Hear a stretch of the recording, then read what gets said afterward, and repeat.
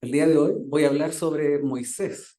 Yo sé que todos conocen a Moisés y tienen algunas cosas que les apasionan. Me acuerdo mucho de mi hermano Jesús siempre porque él dice que su personaje preferido en las escrituras es Moisés. Pero lo quiero hacer desde lo que cuenta alguien sobre Moisés, no lo que aparece en el relato del Antiguo Testamento. Por lo tanto, voy a comenzar leyendo el libro o la carta, no, el libro, el relato de Hechos, en el capítulo 7, versículos del 22 al 29.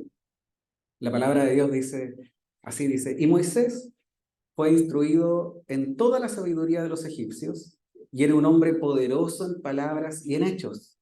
Pero cuando iba a cumplir la edad de 40 años, sintió en su corazón el deseo de visitar a sus hermanos, los hijos de Israel. Y al ver que uno de ellos era tratado injustamente, lo defendió y vengó al oprimido, matando al egipcio. Pensaba que sus hermanos entendían que Dios les estaba dando la libertad por medio de él, pero ellos no entendieron. Al día siguiente se les presentó, cuando dos de ellos reñían y trató de poner paz entre ellos diciendo, varones, vosotros sois hermanos, ¿por qué os herís el uno al otro? Pero el que estaba hiriendo a su prójimo lo empujó diciendo, ¿quién te ha puesto por gobernante y juez sobre nosotros? ¿Acaso quieres matarme como mataste ayer al egipcio? Al oír estas palabras, Moisés huyó y se convirtió en extranjero en la tierra de Madián, donde fue padre de dos hijos. ¿Y por qué lo estoy tomando desde acá? Porque es una mirada que nos aporta datos que no teníamos en el relato del Pentateuco. Y lo que venimos nosotros hablando cuando hablamos de Abraham, de hecho me tocó compartir a mí, hablamos de la importancia de esperar, de tener paciencia, de confiar en los tiempos de Dios. El principio era cómo Dios fortalece a los hombres mediante la fe. Después, la siguiente semana, nuestro hermano Gatica habló sobre la vida de José y este reforzó cómo Dios prepara a los hombres para un propósito superior en medio de diferentes situaciones. Hoy vamos a hablar un poco de la vida de Moisés, pero vamos a observar cómo Dios trabaja en el carácter del hombre mientras reflexionaba en esto de cómo Dios trabaja en nuestro carácter a diario y en todas las situaciones. Era inevitable pensar en este principio, pero en relación con los dos anteriores. Es decir, Dios trabaja en nuestro carácter mientras pasamos situaciones donde es ejercitada nuestra paciencia, pero donde al mismo tiempo nuestra fe se ve fortalecida. Entonces, teniendo esta idea un poco en mente, lo primero que quiero llegar es al punto donde, ¿qué es lo que quiere hoy día el ser humano? El ser humano pareciera que quiere ser una especie de robot. Dice, yo quiero que Dios controle todos mis movimientos y pensamientos. Es decir, al igual que un robot, que nosotros seamos programados para hacer el bien, sin ninguna libertad de decisión y mucho menos responsabilidad. Muchos, al igual como, no sé si recuerdan un poco la película Matrix, cuando le empiezan a enseñar a Neo artes marciales, le dicen, pon el CD de artes marciales y como que, y él era un experto en artes marciales, y pareciera que muchas veces nosotros queremos eso en nuestra vida. Oh Dios, dame paciencia, el botón de la paciencia, ya al otro día tengo paciencia. Oh Señor, yo quiero conocer tu escritura, quiero conocerte a ti. Señor, hoy día en la noche envíame ahí una capacidad para que mañana yo conozca y desarrolle la escritura. Y eso queremos. Entonces, muchos quizás toman frases de Pablo para acomodarlas a esta verdad. Dice, mira hermano, Dios es quien produce el querer como el hacer. Y en mí todavía no he puesto esa necesidad de tomar la palabra todos los días, así que la culpa es de él. ¿Ya? Quizás no lo dicen de forma literal, pero finalmente, si usted analiza la actitud, muchas veces esa es nuestra actitud. Es decir, mira, yo no, como que no oro tanto como debería, no medito tanto en la palabra como debería, pero la culpa es del Señor. Él coloca el querer como el hacer. Y solo un paréntesis, pero la idea de este versículo es que no nos jactemos de lo bien que hagamos, no otro fin. Entonces, Pablo dice algo así como, háganlo todo sin quejas ni contiendas, en el contexto de este versículo, para que sean intachables, puros hijos de Dios, sin culpa en medio de esta generación torcida y depravada. En ella ustedes brillan como estrellas de luz. Entonces, cuando Él nos dice que nosotros hacemos buenas obras que están de antemano preparadas para nosotros, es para que no nos jactemos.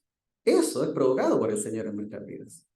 Pero no tomemos esa verdad para adaptar nuestra falta de disciplina y nuestro exceso de ocio y flojera muchas veces. En otras palabras, lo que está diciendo Pablo es: no seas orgulloso, no seas egocéntrico como el mundo, porque si algo bueno hay en ti hoy día, proviene del Señor. Lo dijo de otra forma a los corintios Pablo, les dijo: si alguien quiere jactarse, que se jacte solamente en el Señor.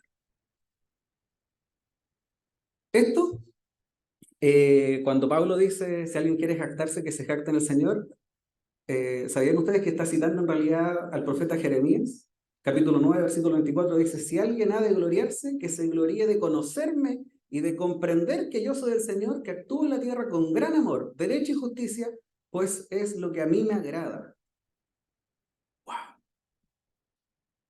Entonces, si yo les pregunto, hermano, ¿quién de ustedes quiere conocer al Señor? ¿Cuántos levantan la mano? Ah, las dos, ¿cierto?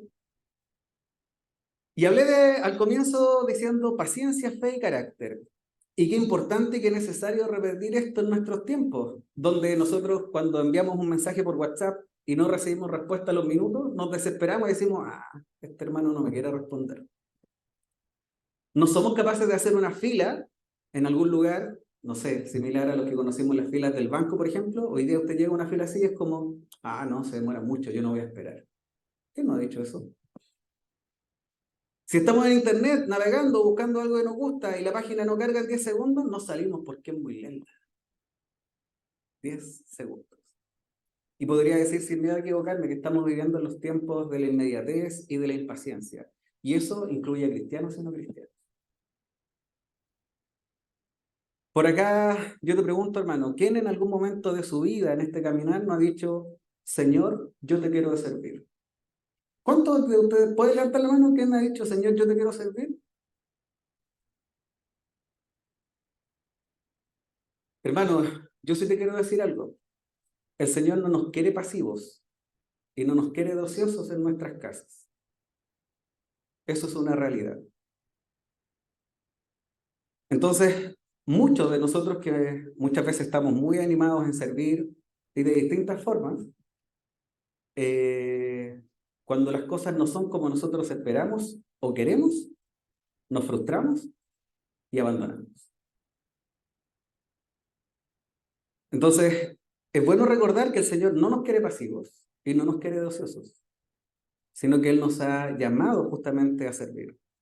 La voluntad de Dios es clara en las Escrituras porque dice que nosotros fuimos invitados a ser discípulos. Y el pastor, creo que hace una semana lo decía: el discípulo es aquel que desea y quiere aprender. Y por lo tanto pasamos a ser enseñables. Y eso significa que estamos preocupados de ser enseñados y de poder cambiar nuestras vidas. ¿Y esto por qué? Porque con el tiempo Dios a estos buenos discípulos los quiere transformar en sus siervos, que hoy día para nosotros creo que el mejor término es sacerdotes, ya que todos estamos llamados a ser sacerdotes en nuestro hogar. Pero ¿cómo voy a dirigir, cómo voy a hacer el punto de conexión con el Señor de mi familia, de mis amigos, de mis vecinos, si yo no estoy conectado con Él? Pero el problema es que sabemos y reconocemos que Dios tiene un plan, pero queremos hacer prevalecer muchas veces nuestros planes. Muchas veces justificándolo, incluso con su palabra, y justificándonos con que queremos que sus objetivos sean los nuestros, cuando en realidad vemos el cumplimiento de nuestros objetivos como lo importante y sus objetivos como una consecuencia del cumplimiento de mis objetivos. Dios quiere que seamos discípulos, pero también quiere que seamos buenos discípulos. Y para eso, Él nos va a capacitar, Él nos va a equipar con todo lo necesario para que podamos ser luz y sal en medio de este mundo. Porque la voluntad del Padre es que todos demos fruto, y fruto en abundancia. Y me gusta mucho un término que utiliza el libro y que dice que nosotros estamos o debemos ver la vida misma como una universidad.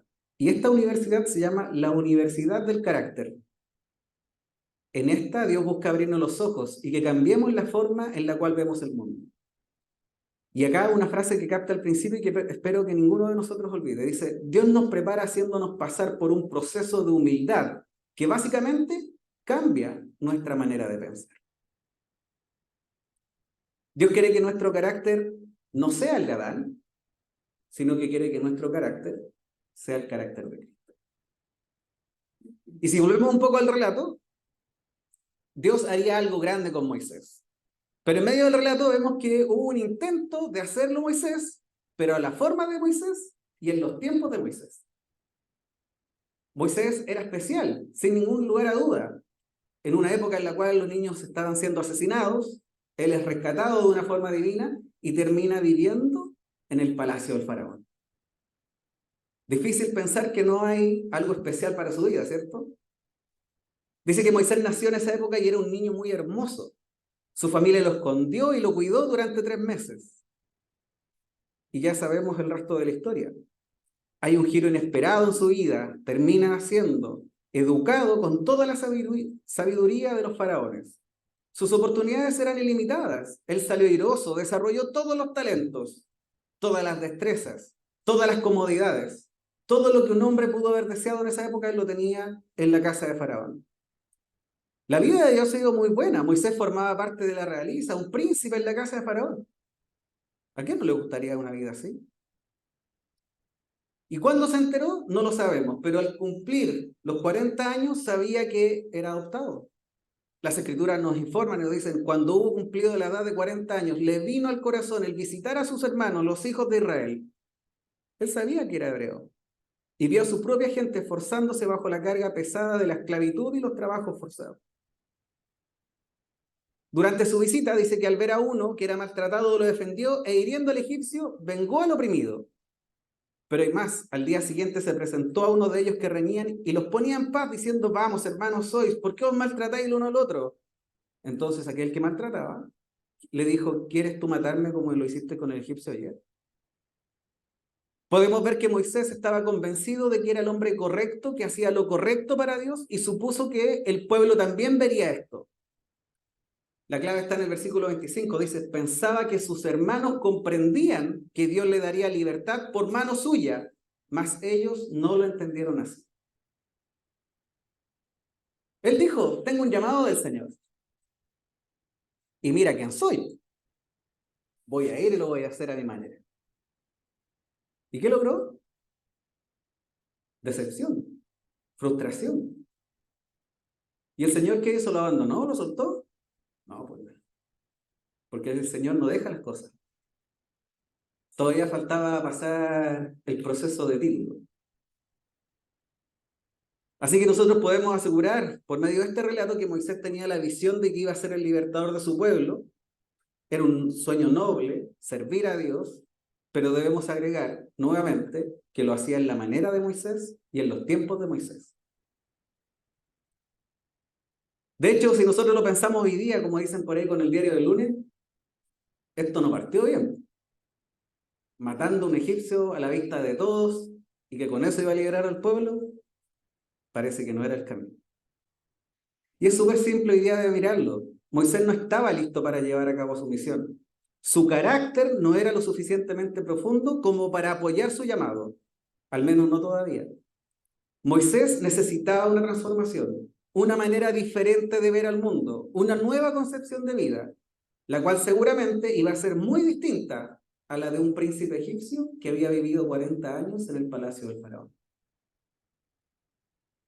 Pero atención en algo, todo lo aprendido en ese camino como príncipe egipcio también sería muy necesario para su llamado, y esto también era parte del aprendizaje en la vida de Moisés. Yo soy de aquellos que digo siempre, Señor, ¿por qué me llamaste tan tarde?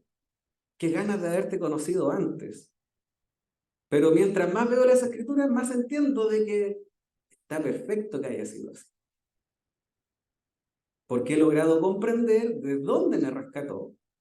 Y hoy día puedo decir con fe, con convicción, al que mucho se le perdona, mucho ama.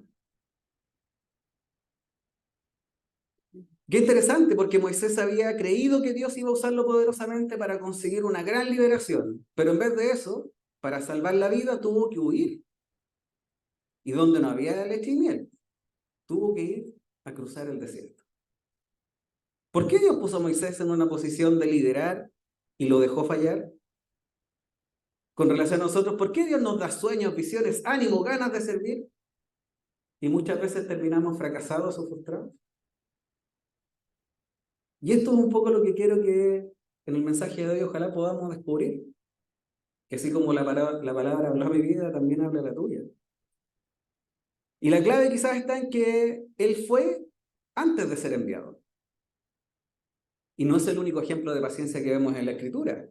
David, habiendo sido ungido, próximo rey de Israel, tuvo la paciencia necesaria, teniendo todos los pretextos para poder actuar por su cuenta, él esperó en el Señor. Acá vemos como Dios le había dado a Moisés el deseo de rescatar al pueblo, pero la confianza excesiva lo llevó a adelantarse a Dios. Él fue antes de ser enviado. En consecuencia, falló su momento. Su momento fue totalmente inoportuno y su orgullo lo metió en grandes problemas.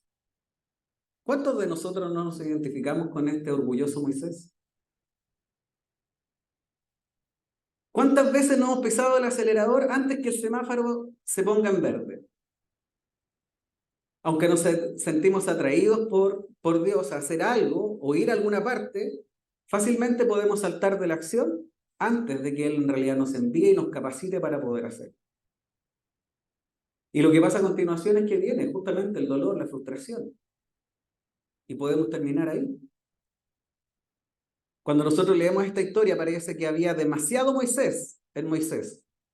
Sus motivos eran dignos, eran admirables, pero su juicio y su carácter no estaban a la altura de la situación a la cual el Señor lo quería llevar. Moisés estaba actuando con su propia sabiduría, su propia fortaleza, y no bajo la inspiración del Espíritu Santo. Como resultado, hay un tiempo bíblico en la vida de Moisés que se debía cumplir. Y podríamos decir que Dios inscribió a Moisés en la sucursal del desierto de la Universidad del Carácter de la que ya hablamos, para un posgrado en transformación personal a fin de cambiar su manera de pensar. En estos primeros 40 años Dios capacitó a Moisés para que fuera astuto como la serpiente. Sin embargo, a Moisés aún le faltaba el curso de cómo ser manso como paloma. Y yo, en más de una oportunidad he dicho, muchos dicen, no, es que hay que ser manso, pero no menso. Pero normalmente lo escuchan personas que quieren justificar su falta de mansedumbre. La astucia de la serpiente es dónde, cuándo y cómo debo predicar. Y la mansedumbre es nuestra vida. Porque el Señor fue manso y humilde de corazón. Y debemos estar claros en algo, hermano, y esto es bueno que lo recordemos porque quizás no lo tenemos de forma muy consciente, pero Dios está más interesado en el éxito de nuestro carácter que en el éxito de nuestras circunstancias. Eso quiere decir que, no quiere decir que Dios no espere que nosotros triunfemos en medio de este mundo, pero muchas veces nosotros estamos enfocados y orando para que eso ocurra, pero no estamos preocupados de que Dios siga trabajando en nuestro carácter. Y acá, una verdad, Dios nunca sacrificará nuestro carácter para mejorar nuestras circunstancias. Porque sobre lo que está trabajando el Señor es sobre nuestro corazón. Y Él simplemente es así, nos ama tanto que no quiere que nos destruyamos. Es igual que cuando nosotros los que somos padres hoy día tenemos hijos pequeños como el Leo, Eduardo, el Angel. Cuando nuestros hijos piden y nos dan unas ganas de decirle a todos que sí. Pero en algún momento nosotros reconocemos y sabemos, no, tengo que decirle que no, esto está mal. ¿Cuánto más el Señor en su infinita sabiduría? Entonces, hermano, muchas veces nuestra oración se centra mucho más en que Dios cambie nuestras circunstancias o el contexto que agradecer a Dios por esas circunstancias y pedirle que nos ayude a aceptar y a vivir de acuerdo a lo que Él está en ese momento moldeando en nuestro carácter. Muchas veces en la vida tenemos la sensación de que hay situaciones que nos persiguen. Oye, he pasado por 3 iglesias y en las 3 iglesias me he pillado con el mismo problema. hay un hermano que habla pura lecera.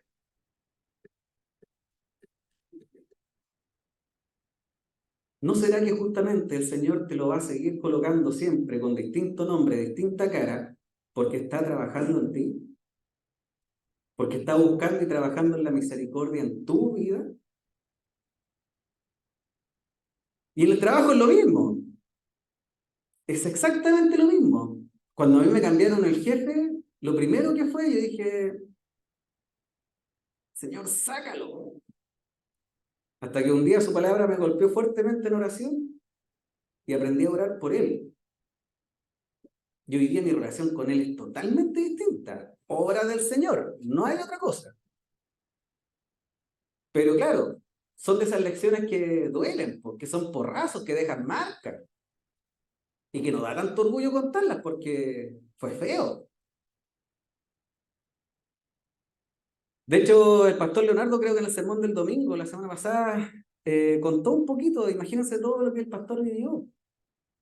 Dejar su trabajo, avanzar el tiempo, ver que las cuentas empiezan a aparecer, como que llega ese momento en el cual él decía, Señor, ¿y ahora qué?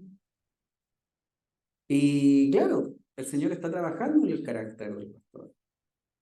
Y hoy día, a mí me gusta cuando escucho a Leo hablar de su trabajo, cosa que antes no pasaba. Pero hoy día yo lo escucho hablar y él dice, no, mira, súper bien, porque esta semana mi jefe acá, el Señor no solamente lo llevó a un mejor lugar, gloria a Dios por eso. Para mí lo más importante del trabajo de vida del pastor es que le puso un discipulador. Ahí, gratis. Leo, aquí te voy a colgar un discipulador. Vamos a seguir trabajando en ti porque tengo planes para ti. Eso es lo que está diciendo. Moisés vivió 40 años en Egipto. Luego tuvo que cruzar el desierto para terminar siendo un padre de familia y pastor. Algo que podría ser considerado muy humilde en comparación con su vida anterior. Casi antagónico. Pero una vez que Moisés conoció a Dios, se aferró a Dios, obedeció a Dios y en ese momento ocupó la posición que Dios tuvo preparado desde siempre para su vida. Y ese plan yo lo veo para todos nosotros.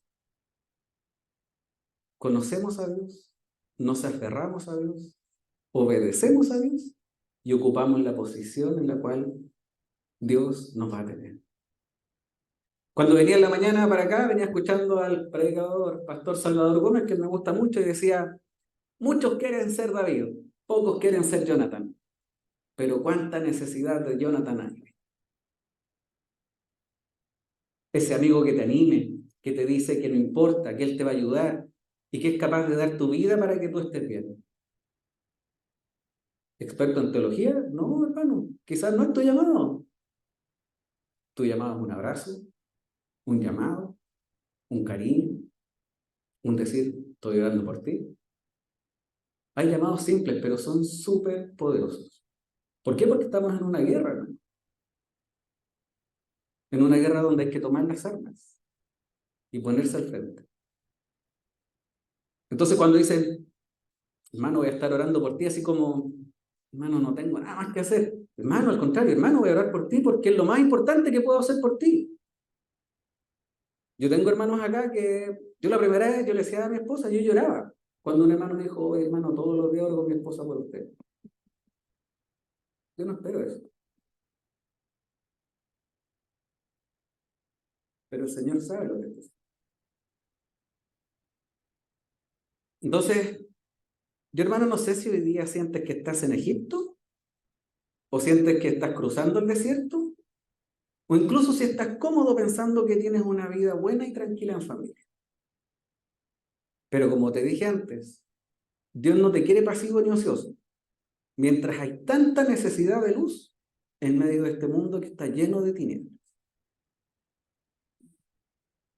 Muchos de nosotros queremos que Dios acorte los tiempos, que acorte la duración de nuestras experiencias en medio del desierto. Y como dije, una de las primeras razones por la que en primer lugar Dios nos pone ahí es incorporar y sacar algunas cosas de nuestro carácter que debemos desaprender y volver a aprender. Si no pasamos por esto, entonces no aprendemos todo lo que Él tiene para nosotros ahí. Nunca creceremos en la fe si seguimos faltando a la clase de cómo crecer. Así que un consejo para el día de hoy, hermanos, es que en lugar de orar porque Dios acorte la duración de los tiempos difíciles que estés viviendo, ora porque aprendas todo lo que Dios tiene para ti durante esa experiencia en el desierto y así no tenga que Él volverte a hacer repetir el curso porque la primera vez no lo lograste.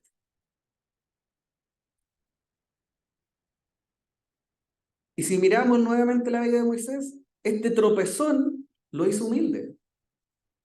40 años más tarde hallamos a un Moisés muy diferente al punto de graduarse en el campus Madianita de la Universidad del Carácter. Había desaparecido el individuo pedante y demasiado confiado que una vez creyó que podía liberar a su pueblo sin la ayuda de nadie. Su traspié lo había hecho humilde. La humillación duele. Los nombres que Moisés puso a sus dos hijos nos dicen mucho. Su primer hijo, Gerson, forastero sido en tierra ajena. Eso expresa dolor. ¿O no lo sabe mi hermano que es forastero en tierra ajena? ¿O mi hermano que es forastero en tierra ajena? Eso expresa dolor. Ese es el nacimiento de su hijo. Entonces, su segundo hijo lo llamó Eliezer, porque anunció: el Dios de mi padre me ayudó y me libró de la espada de Faraón. Él reconocía que había un Dios grande, que lo tenía donde él estaba en ese momento. Pero incluso ahí era el Dios de su padre y no su Dios. Pero Dios es maravilloso, porque lo llamó por su nombre. Moisés, Moisés. Y la respuesta es la que todos esperamos dar algún día, ¿cierto? En aquí. Y es maravilloso ver porque el relato número nos dice: aquel varón Moisés era muy manso, más que todos los hombres que había sobre la tierra. Cambió la vida de Moisés, completamente. 40 años para nosotros es inimaginable. Si yo te digo, hermano, hay un llamado al Señor para tu vida, vas a entrenar 40 años, la a pasar fea. ¿Qué diríamos?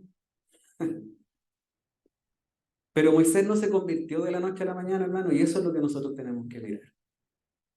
Porque muchas veces tenemos esta idea: no, yo quiero ser como Jesús mañana. Voy a andar flotando. Voy a ir, voy a la calle, voy a sanar enfermos porque el Señor me va a usar. Hermano, yo no dudo que eso pase. Pero vive la vida que el Señor quiere primero contigo. Ten la comunión que el Señor espera tener contigo. Y grandes cosas pasarán. No lo digo yo, lo dice su palabra. Porque no es la Matrix, por hermano. No es pásame el CD, estamos listos. Esto requiere disciplina, requiere trabajo, requiere búsqueda, requiere perseverancia.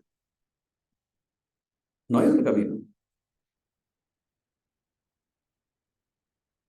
Es fácil confundir, y esto aquí todos me imagino que me van a comprender, pero en esto es fácil confundir la preparación con el abandono. ¿Quién no ha pensado en algún momento: Señor, ¿dónde estás? ¿Qué pasó? Si antes estábamos tan cerquita y yo sentía tu fuego y hoy día como que tan mal lo he hecho. Pero es parte del entrenamiento. Durante todos esos años calurosos y solitarios, Dios había estado moldeando a Moisés para que fuera más paciente, persistente, más trabajador, más astuto, para que otros dependieran de él y no él depender de otros. Un verdadero sobreviviente probado en el campo. En otras palabras, Dios dio el mejor entrenamiento para el nivel de la misión que éste iba a enfrentar. Creo que es evidente a la luz del relato que Dios lo llevó al desierto a fin de prepararlo para que más tarde Moisés pudiera liberar a su pueblo. ¿A través de dónde? Del desierto. Había desaparecido la seguridad en sí mismo al punto en el cual él decía: ¿quién soy yo para hacer eso? ¿Quién debo decir que me envió? Y si no me creen, ¿por qué no tengo facilidad de palabra y soy tartamudo? Señor, envía a alguien más. Y qué interesante, porque cuando nosotros llegamos a ese punto, tiene que ser de verdad. ¿Para qué? Para que nosotros depositemos nuestra seguridad en que no tiene que ver con nosotros, sino que tiene que ver con quién nos envía. Y para él no es imposible. asumo mi debilidad para que su grandeza ocupe mi vida. Y para terminar el día de hoy, esta reflexión que espero que de vueltas en tu cabeza, lo voy a hacer con una historia que escuché que me encantó. Y ahí al Lucas le voy a pedir que ponga atención porque como es un joven, dicen que un joven acudió un día donde un anciano muy experimentado con mucha comunión en el Señor y le dijo: anciano, usted que tiene tanta comunión con el Señor, ¿podría orar por mí? Me doy cuenta que estoy cayendo continuamente en un grado de impaciencia y ansiedad. ¿Usted me podría ayudar orando para poder ser más paciente? El anciano le dijo: ven, voy a orar por ti. Colocó sus rodillas en el piso. En el nombre de Jesús oro. Señor, mándale tribulaciones a este joven en la mañana. Mándale tribulaciones en la tarde. Mándale tribulaciones en la noche. Mándale tribulaciones cada día de su vida. Y el joven se asusta y le dice: pero pare, ¿qué está haciendo? Yo le pedí que orara con más paciencia para mí porque justamente me veo en problemas. Y el anciano le dijo: hermano, la tribulación produce paciencia. Si quieres tener paciencia, has de tener tribulación. Si quieres conocer la victoria, debes tener conflicto. Es ridículo que alguien te hable de haber obtenido una victoria si no ha tenido un conflicto. Debes estar dispuesto a entrar en el campo de la batalla con Cristo mismo, y Él te dará las lecciones diariamente. Pero te advierto, has de estar preparado para pagar el precio. Nadie puede disfrutar una victoria sin pagar el precio de la batalla. Incluso en asuntos los más simples o los más tribales, todos requieren esfuerzo, dedicación, disciplina y el apoyo del Señor. Solo una persona crucificada puede tener comunión con un Señor crucificado. Jesús obtuvo su maravillosa vida del Calvario. Él resucitó, pero resucitó para que nosotros viviéramos una nueva vida. Y en esa nueva vida vamos a ser victoriosos. Entonces, solo vía la cruz que tú y yo podemos introducirnos en la experiencia de aquel triunfo. Si necesitas paciencia, entonces necesitas tribulación. Si necesitas victoria, entonces debe haber conflicto. Entonces, hermanos, en esta historia creo que se resume un poco lo que quiero que podamos meditar. Quizás estamos en un buen tiempo. Quizás estamos en un tiempo de decisiones. Quizás estamos en un tiempo en el cual sentimos que estamos siendo probados. Tu tranquilidad, tu paz, tu confianza es que estás en el tiempo perfecto que el Señor ha determinado para tu vida. Pero eso significa que tienes que hacerte consciente de esto. Y tu oración debe empezar a ser más frecuente. Tu disciplina de búsqueda por medio de la palabra debe ser más frecuente. Porque queremos conocer al Señor. Queremos vivir conforme a Él. Queremos que Él use nuestras vidas para servir. Y me da risa porque hay un hermano que dijo: no, yo no me lo he planteado. Y el hermano ya sirvió, ya está sirviendo. Entonces, el Señor hace como quiere, hermano. Dispongamos nuestro corazón. Les quiero invitar a que tomes un hermano y lo abraces. Cualquier hermano. Apégate a un hermano. Apégate a un hermano. Y ahora por ti lo quitas de acá. Y quiero que ores por la vida de tu hermano. El principal efecto que tiene la oración cuando oramos por otros es el beneficio nuestro. Es como empezar a quemar esa roca, ese hielo que tenemos dentro. Ora, pero ora con fe, hermano, para que el Señor interceda en la vida de tu hermano. Ora para que el Señor bendiga a tu hermano, para que el Señor use la vida de tu hermano. Confía en el Espíritu Santo en el cual has sido sellado y ora por él. Comienza a orar, hermano. El Señor nos dé sabiduría, hermano.